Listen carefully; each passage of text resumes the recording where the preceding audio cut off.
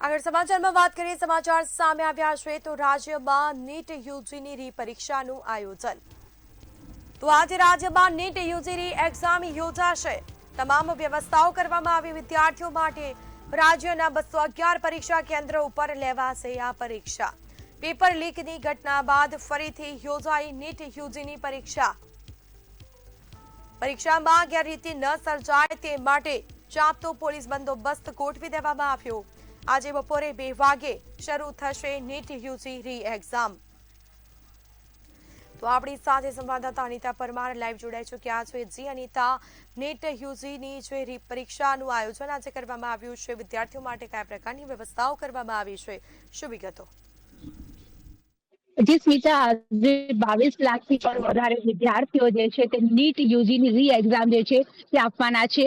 જે પ્રમાણે 3 મે આજે કથિત પેપર જે છે તે ફૂટ્યું હોવાના આક્ષેપો થયા હતા અને ત્યારબાદ 12 મે આ પરીક્ષા જે છે તે રદ કરવામાં આવી હતી. ત્યાર પછી અત્યારે હાલ આજે આ પરીક્ષા જે છે તે યોજાઈ રહી છે. ત્યારે અમદાવાદની અંદર 10,000થી પણ વધારે વિદ્યાર્થીઓ જે છે તે આજે આ પરીક્ષા આપવાના છે. ત્યારે આજે નીટ યુજીની પરીક્ષા યોજાઈ રહી છે ત્યારે ખાસ પ્રકારના સુરક્ષા બંદોબસ્ત જે છે તે કરવામાં આવી રહ્યો છે. આ વખતે જો વાત કરવામાં આવે તો 1.38 લાખથી વધુ સીસીટીવી અને 51,000 જેમર્સ અને એઆઈથી મોનિટરિંગ થવાનું છે. ત્યારે આખા દેશભરમાં લેવાતી આ જે પરીક્ષા છે તેને લઈને વિદ્યાર્થીઓ પણ ખૂબ જ ઉત્સુક છે. ત્યારે પેપર લીકને રોકવા માટે થઈને હાઈટેક સુરક્ષા જે છે તે અત્યારે હાલ કેન્દ્ર પર જોવા મળી રહી છે. ત્યારે આપ જોઈ શકો છો કે અત્યારે હાલ વિદ્યાર્થીઓ જે છે જે આ પરીક્ષા આપવાના છે ઉમેદવારો તેઓ પણ અત્યારે હાલ સ્થળ પર પહોંચી રહ્યા છે. ત્યારે તમામ તૈયારીઓ જ્યારે એનટીએ દ્વારા કરી લેવામાં આવી છે ત્યારે ખાસ આ પરીક્ષાને લઈને ઉમેદવારો માં શું માહોલ છે એ આપણે જાણવાનો પ્રયત્ન કરીશું. પહેલા તો રીનીટ છે આજે કેટલી તૈયારીઓ છે અને પેપર ફૂટવાનો કોઈ ડર કે કેમ? પેપર લીક તો આ વખતે નહીં થયું હોય કેમ કે એનટીએ વાળાઓએ આટલું સિક્યોર કર્યું છે, આપણી લેવલ ઓફ સિક્યોરિટી છે તો કોઈ ચાન્સીસ તો નથી લાગતા કે લીક થયું હોય, પણ કહી ના શકાય કેમ કે પાસ્ટ યર્સમાં ટ્રેન્ડ રહ્યું છે લીક થાય છે. તો અને ઉપરથી લેવલ ઓફ ડિફિકલ્ટી પણ થોડુંક વધારે જ હશે થર્ડ મે કરતા.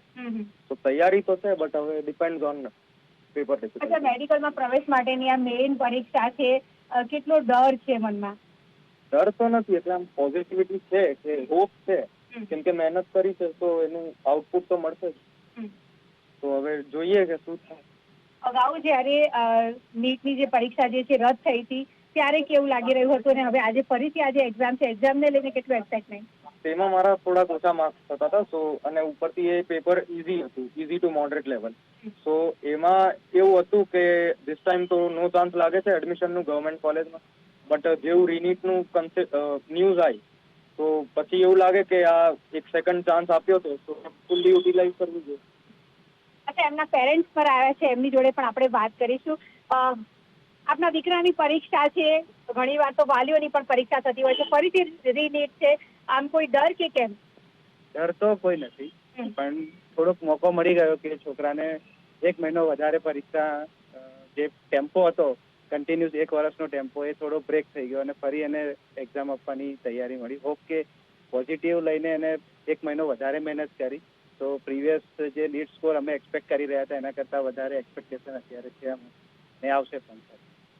પ્રોફેસરની સાથે જ આપને બતાવીએ કે અત્યારે હાલ પોલીસનો ચુસ્ત બંદોબસ્ત જે છે તે પણ જોવા મળી રહ્યો છે.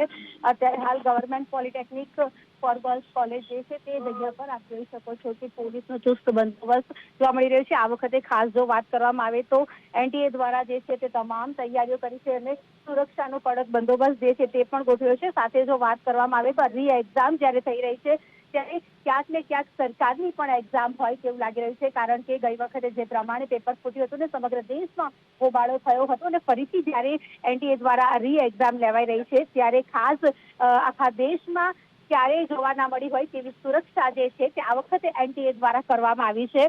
અને ખાસ જો વાત કરવામાં આવે પેપર લીકની જે અફવાઓ ફેલાતી હોય છે તેનાથી પણ દૂર રહેવા માટે થઈને ખાસ ઉમેદવારોને કહેવામાં આવ્યું છે. સાથે જો વાત કરવામાં આવે તો 22 લાખથી પણ વધારે વિદ્યાર્થીઓ જે છે તે આજે આ સુરક્ષા નેટવર્ક હેઠળ પરીક્ષા આપવા જઈ રહ્યા છે. ત્યારે ખાસ જો વાત કરવામાં આવે તો અગાઉ જે પ્રમાણે પેપર ફૂટ્યું હતું અને પછી આ પરીક્ષા કેન્સલ થઈ હતી ત્યારે હવે ફરીથી એકવાર મેડિકલમાં જે વિદ્યાર્થીઓ પ્રવેશ મેળવવા ઈચ્છતા હોય તે વિદ્યાર્થીઓની આજે ફરીથી રી નીટની એક્ઝામ છે ત્યારે મહત્વની કહી શકાય તેવી આજે એક્ઝામ જે છે તે ચુસ્ત જે પોલીસનો બંદોબસ્ત હોય તેના હેઠળ થઈ રહી છે. સાથે જ સીસીટીવી કેમેરાની નજર હેઠળ અને આ વખતે એઆઈ ટેકનોલોજીનો ઉપયોગ કરીને સમગ્ર જે સ્પોટ હોય છે, કેન્દ્ર હોય છે, તેનું મોનિટરિંગ જે છે તે કરવામાં આવી રહ્યું છે અને ખાસ ઉમેદવારો માટે પણ આ વખતે ઘણા બધા નિયમો જે છે તે લાદવામાં આવ્યા છે કે ખાસ જે ઉમેદવારો પરીક્ષા આપવાના છે તે લોકોને પણ જે ટેકનિકલ વસ્તુઓ હોય છે તે લઈ જવા પર પ્રતિબંધ જે છે તે રાખવામાં આવ્યો છે. ત્યારે ખાસ તો વાત કરવામાં આવે તો અમદાવાદની અંદર 10,000 જેટલા વિદ્યાર્થીઓ જે છે તે આજે આ પરીક્ષા આપવાના છે. ત્યારે હવે થોડીક જ વાર પછી જે ઉમેદવારો જે છે તે હવે ધીમે ધીમે પોતાના ફેમિલી સાથે પોતાના માતા પિતા સાથે અહીંયા પરીક્ષા કેન્દ્રો ઉપર પહોંચી રહ્યા છે. જી બિલકુલ, જાણકારી આપવા બદલ આપનો આભાર.